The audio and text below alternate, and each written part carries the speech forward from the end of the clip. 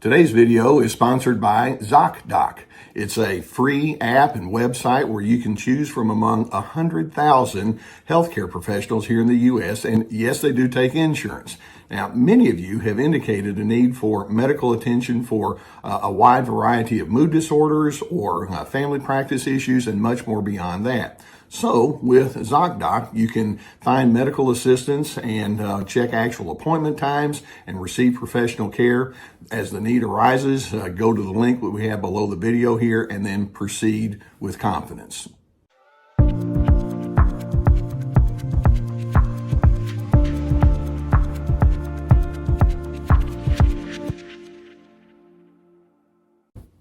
Hey, Team Healthy. Glad to have you for yet another episode of our Unbound series, keeping in mind that the Unbound segments that I'm bringing to you these days are driven by you. As you make your comments and offer your questions, I'm going to pick up on them, and then I'm going to turn them into discussions here so that we can kind of get a feel as to who our audience is and what kind of concerns are on your minds, and then we're just going to dive right into it. Now, today, I want to jump into a pretty difficult topic. Frankly, I've received quite a few comments in the last few weeks about the whole discussion of forgiveness and, what it is and what it's not and why it's so difficult and why you don't want to do it. So let's jump in, and I want to do so by giving you a couple of illustrations of what people have written in and explained. And I'm guessing that as I share with you these illustrations that are from your fellow viewers, you're going to be able to nod your head and say, yeah, my circumstances may not be exactly the same, but I get the sentiment that's involved. Here's the first one.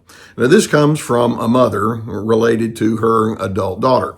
This person says, after 17 years with her narcissist, my daughter is finally splitting up with him for good. However, she's still consumed with hatred and revenge. She's become very nasty to him purely to see him suffer. Sure enough, he treated her like dirt, but I don't want her to become a bitter and hateful woman. I hope she can let it go eventually. Now, one of the things that I'm going to get to this in just a couple of minutes, one of the things I'm going to zero in on is forgiveness is not a quick and immediate kind of thing. This young lady is struggling with something. I say young lady, she's probably in her 30s, I'm guessing, or maybe 40. But she's struggling with something that's still raw and fresh on the inside, and mom is saying, come on, let's get over it. Now, another person writes in, and this is a little bit of a different angle. This person says, my parents divorced when I was 5. At the time, I had no clue how mean my father was. I had no understanding of how impossible passive-aggressive people can be. As a kid, he would buy me expensive things and take me to cool events, but as I look back, he had no real interest in me as a person. I now see how my mom was emotionally abused by him. Through the years, he's introduced me to countless girlfriends, which explains why he was so hit and miss in his visits for me. He'd only see me in between his flings. He's a selfish person who cares about no one. And then this person says, here's my question. How am I supposed to forgive a jerk like him when he's never apologized for anything and he's 100% self-centered? Now, I don't know how old this person is, if they're 15 or 32, but this person is looking back and saying, okay, as I've grown and matured and had a much keener understanding of the human dimension, I begin to see my father in a much more realistic light, and it's not very pretty.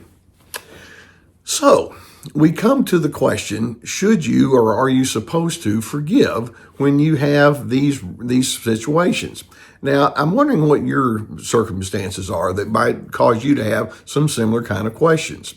Forgiveness is not an easy situation because, let's keep in mind, the whole issue comes up due to mostly abusive or repugnant or disgusting behaviors on the part of another individual. And the person who's doing the forgiveness is thinking, so that's it, huh?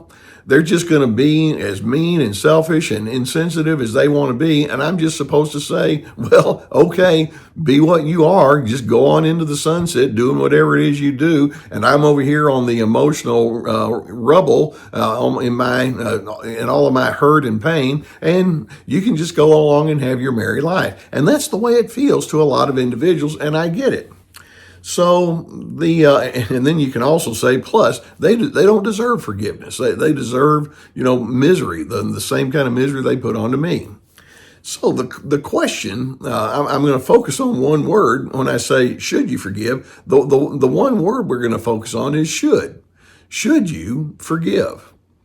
Now, I'm not going to moralize and say, well, it's something you're supposed to do. You've got to, you have to, you must, you'd better. That puts an imperative on it, and those of you who have followed me long enough know that I have this term. I call it imperative thinking, and it's like fingernails against the chalkboard when people start talking imperatives. You have to, you should, you're supposed to. You don't have to should anything. Okay? And so let's understand that if you forgive, it's only going to be because you've examined the evidence and you've come to the conclusion that it's an appropriate thing for you to do. So I'm not going to moralize with you. I'm not going to knock you over the head with any kind of obligation. Then it leads us to an enormous question, and that is, well, exactly what is forgiveness? And so let me give you my thoughts about what forgiveness actually is. And with no should, no supposed to, you get to decide where you're going to go with respect to your circumstances. When I talk about forgiveness, I'm talking about letting go of resentment and letting go of hatred. Speaking personally, if there's somebody in my life that has done me wrong or has proven to be a strong disappointment, I'm thinking, well, sure enough, I don't like the way I feel. I don't like the way I've been treated, but do I want to be committed to my own hatred? And that's what that mother was talking about as she was observing her adult daughter. It seems as though hatred and bitterness is taking over. And so forgiveness would involve coming to a determination. What am I going to do about hate? Do I want to be a hate-filled, resentment-filled kind of person? Now, this leads us to your anger management skills or management style. You have various options whenever you become angry, and forgiveness and anger tend to be right inside the same pot. Anger is your emotion of self-preservation. And you can preserve yourself aggressively. You can preserve yourself assertively. Aggressive people think, yeah, I'm going to preserve myself and I'm going to do it at your expense. When you do that, you wind up being dysfunctional, at least in the same vein as that person who you're angry at. And I don't want to be the same as that person that I need to forgive or I need to manage my anger with. I do want to have assertiveness, and that is I'm going to stand up for who I am. I'm going to set my stipulations and boundaries. For example, in both of these situations that I just read, consequences need to be established, stipulations need to be established, boundaries need to be established, and by that I mean you get to define what you will and will not prioritize in your own personal life, and then where that other person fits in with it. And so when we talk about forgiveness, we're talking about managing your anger in a clean and healthy way as opposed to an aggressive, mean-spirited way that causes you to just be a hateful kind of person. Then, and this is even more important, when I talk about forgiveness, I'm talking about detaching from evil. I hope you heard that. I'm talking about detaching from depravity. So many of you have been on the receiving end of truly despicable things. I've heard every story in the book, and I've heard stories that make me wince on the inside. Sometimes I just, they're crying and I want to cry with them. When I hear stories about awful abuse or condescension or how a person's life has been messed up. And these individuals have been exposed to depraved individuals. And the forgiving person says, I don't want to be attached in any way to your depravity. And holding on to hatred and resentment keeps you tethered to that individual. So when we talk about forgiveness, at least for me, I'm talking about giving priority to your own emotional and mental health and well-being.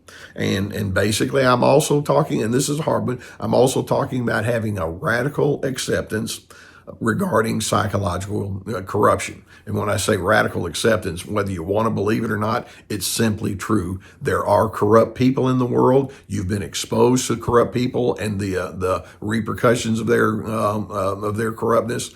And then you have to ask, well, do I want to just say I wish it never happened? Because it did.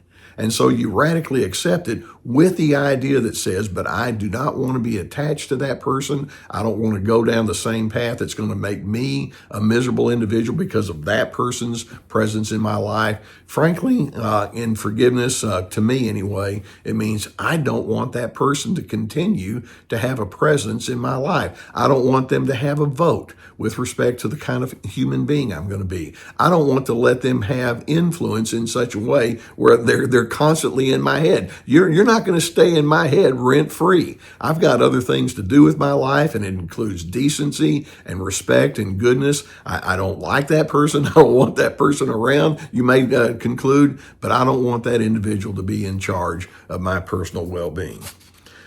So, by the way, I've had some people say, so I'm just supposed to do it because it's the right thing to do. And again, I go back and say, you're not supposed to, because you may say, well, I don't feel like it. You know what? I go back to that first one where this person is splitting up after 17 years. Sometimes it just takes time for you to allow your emotions to sift out. And when I say time, I don't mean just a week or two. It may take a decade, or it may take two.